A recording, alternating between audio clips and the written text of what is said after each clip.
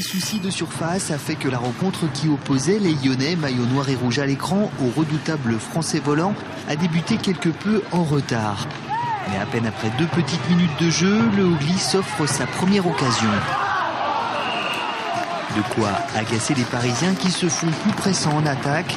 Les occasions ne manquent pas pour les visiteurs, mais c'était sans compter sur la présence dans les cages de Peter Stanga, redoutable ce soir-là. Sous domination depuis le début du premier tiers-temps, après 14 minutes de jeu, le numéro 20, Cyril Selin, trouve la faille et inscrit là le premier but de la rencontre et l'unique but de cette première période.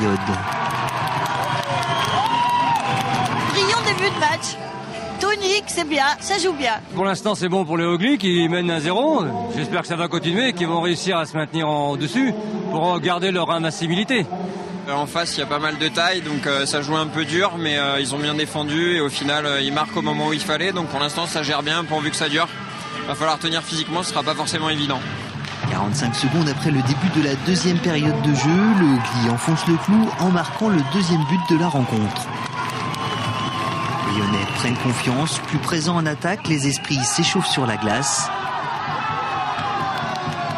9 minutes plus tard, les Français volants rendent la monnaie de leur pièce aux Vendéens, concluant ainsi le deuxième tiers-temps 2-1. Dans la troisième période de jeu, de plus en plus à l'aise, le Hogli développe un jeu plus collectif. La formule va payer rapidement, les Lyonnais inscrivent leur troisième but sur ce superbe tir du numéro 25, Nicolas Blanc.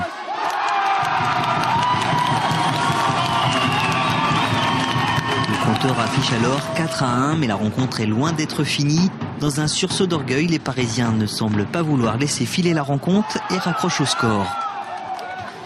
Mais tout ceci était sans compter les 2 derniers buts vendéens, inscrits à la 17e et 19e minute de jeu, poussant la marque 6-2. Ça fait plaisir de gagner à la maison après la défaite du week-end dernier contre Toulon. Là. Tout ce qu'on espérait, c'était continuer sur cet élan de victoire à la maison. C'était important pour nous, c'était important pour l'équipe, c'était important pour le public. Et puis voilà. Ce qui a fait la différence, c'est que cette année à La Roche, je pense que c'est une équipe de cœur. On a joué avec notre cœur, on a tout donné, on n'a rien gardé sous le patin. Et voilà, je pense que c'est ça qui fait la différence. Je suis très fier de mon équipe. Et voilà, les gars, ça m'a donné plaisir pour la première fois que j'ai ressenti d'être plus heureux comme coach que comme joueur. Donc voilà, c'est vraiment merci à eux.